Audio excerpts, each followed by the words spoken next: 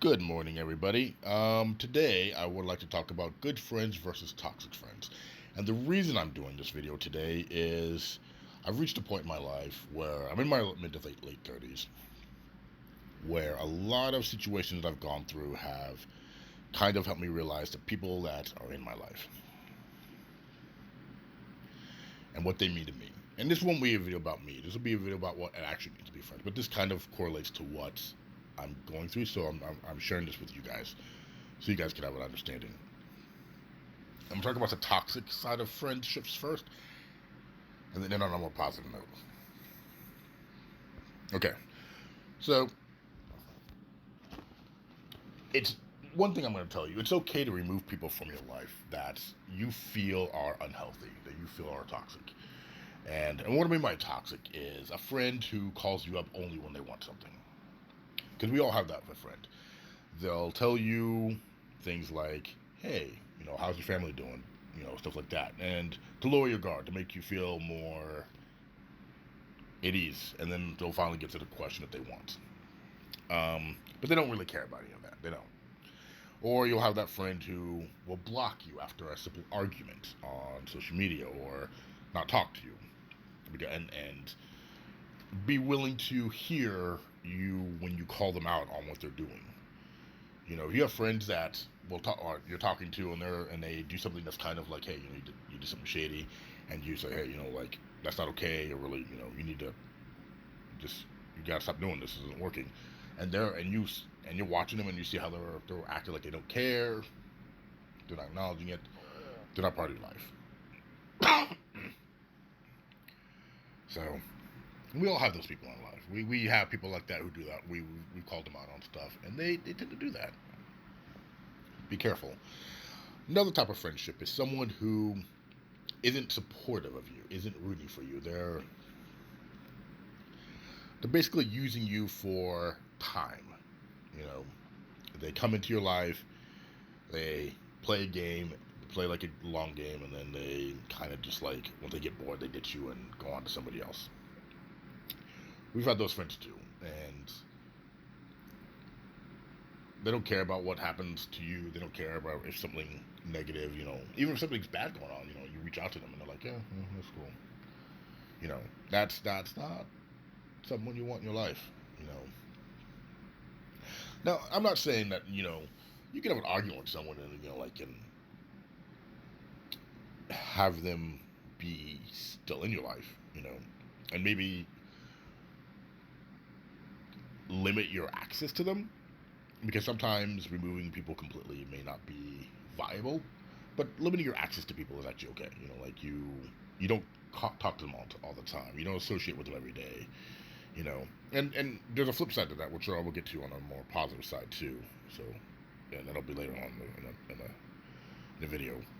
But what I really want to talk about here is those who, like, the friends that talk about you behind your back and don't have your back when other people are talking about you, because those are the kind of friends that you don't want in your life. Because we all have friends who will sit there and bash us and bash their friends and bash other people, but you're wondering, like, if they're bashing these other people, they're probably bashing everybody else. Because if they can do that to you, they're probably doing it to everybody else. And that, sorry, I had to take a drink of water. And that is something that happens. Don't associate with people who bash other people. And if your friend is not standing up for you while this bashing is going on, they're also not your friend. There's a difference between a regular friend and a genuine friend. And a genuine friend is someone that will be supportive of you, have your back even when you're not around, and look at you as someone like they don't want to lose. No. Even if they're in a relationship with someone, they still want you in your life because of what you bring to the table. You bring that difference, you bring that uniqueness, you bring that connection. And due to it being the internet age, we have people that we met online, we have people we've met on these video game streaming services, Twitch, all these things. And a lot of us, have friends that we've met on these particular apps and stuff like that. Some of them may be closer than others, but we also have to take a look at would some of them have your back, would some of them not? If something were to happen, or how easily would they block you? And that's a tough thing, because a lot of times we wonder, because we never met these people, we don't really know a lot about them. I've had people tell me like, oh man, that person's my best friend. He would do anything for me. Like, okay, I hope so. But that doesn't mean he's your best friend. Because then later on, they're like, man, that person has blocked me, stopped being my friend, because I said this. It's like, and you're not really sure how to handle that. So, one thing I'm going to say is be careful with offering advice to people, because your friends may not be receptive to what you have to say at that moment. What you have to say may come later on, 2, 3, 4 months, 5 years down the road.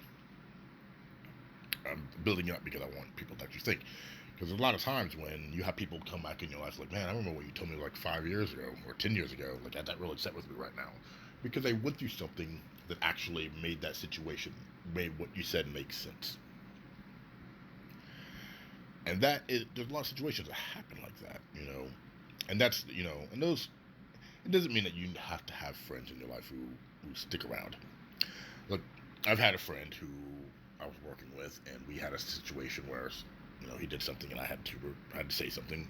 He stopped being my friend because of that. We reconnected and we built a friendship later on, but it's not the same, you know.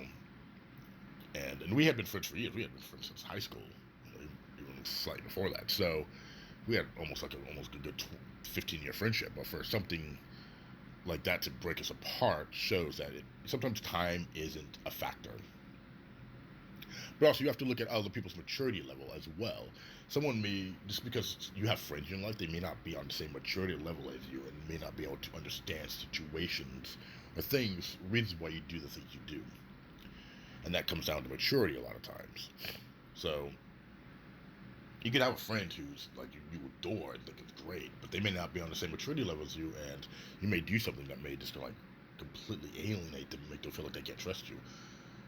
That's not entirely your fault. That's also something that they have to work on for themselves. And a lot of times, toxic friendships are connections of people who aren't willing to take accountability and responsibility for the things that they do. That's the downside to having certain friends in your life. Some people don't want to take responsibility for what they've done, and that's hard. And I'll do an accountability video topic too, because that's a big one. But a lot of these things come down to accountability and all this stuff, because those are big things. And when you're talking to someone like a friend, and if they're the kind of friend that blames, that's blaming everything on everybody else and always negative, maybe they're not the best type of people. You need people that they're always blaming the rich, like, oh man, the rich are all evil. Like I went through a phase where I was like that for a while.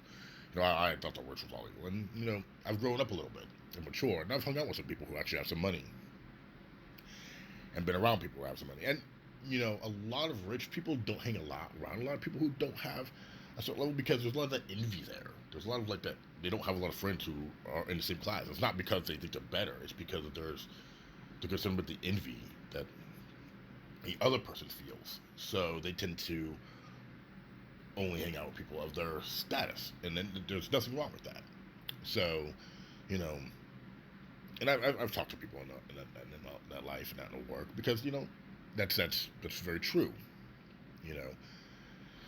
And I'm going to switch topics a little bit, go over to more of the positive side now.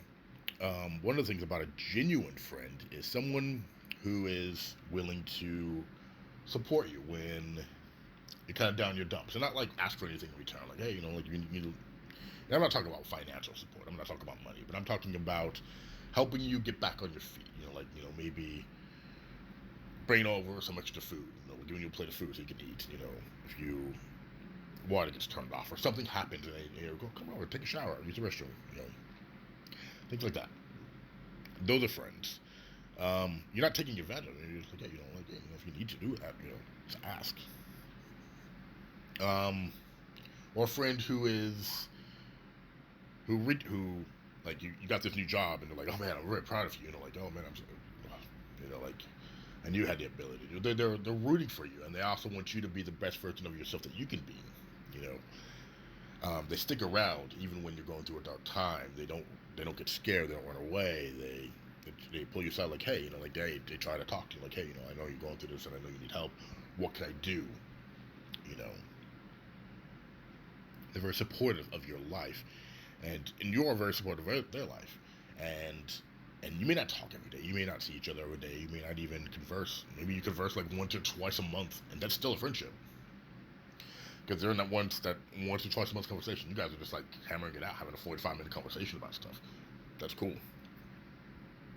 I have friends right now that I talk to 3 or 4 times a year, and we know everything about each other because we're sitting there texting each other back and forth like, hey, I'm doing this, this, this, this. But when we sit down and actually have the full on conversation, it's like boom, it's on. And those kind of friends you want. You know, you want those people that will be supportive of you, who inspire you to be better, who you inspire to be better.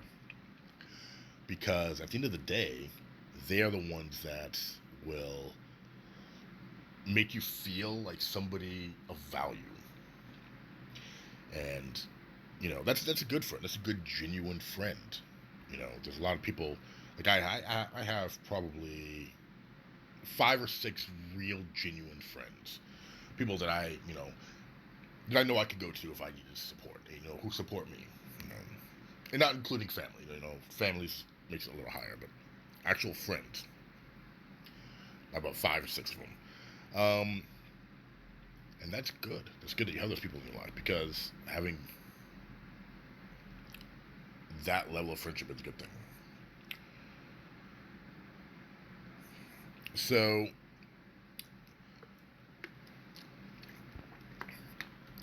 one of the things that we do as people, we tend to,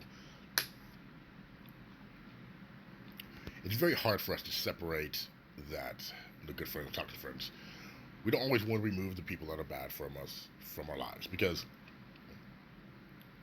those people provide intrigue and interest and stuff like that. So it's hard.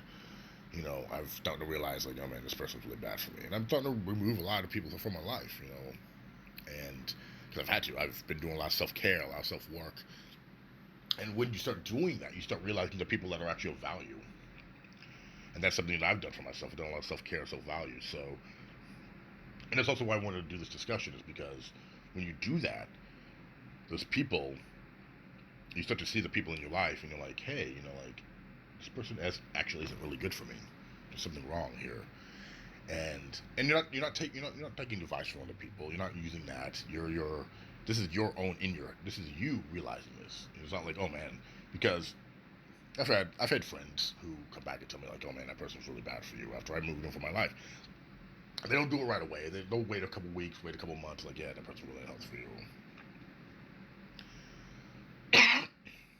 I'll bring up like, oh, I ran into this person. Oh yeah, you're not associated with them again. Like, no, just like a high bye kind of thing. And a lot of times your good, genuine friends will realize the bad people in your life before you do. And that is a good thing. And sometimes your friends will say, yeah, the person's not very good. And sometimes they'll wait. Like, oh man, they'll wait to tell you.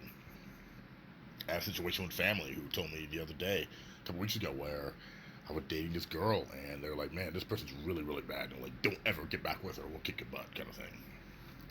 You know, my family did that. I was like, okay. I had no intention. Because they knew right off the bat that that person was bad for me. It took me a while to realize it, because once the whole blind just came off and time went away, I realized, like, yeah. And that person, even now, still can't take responsibility for the things that they did in the relationship. You know, I know what I did, but they can't take responsibility for their part. So there's that.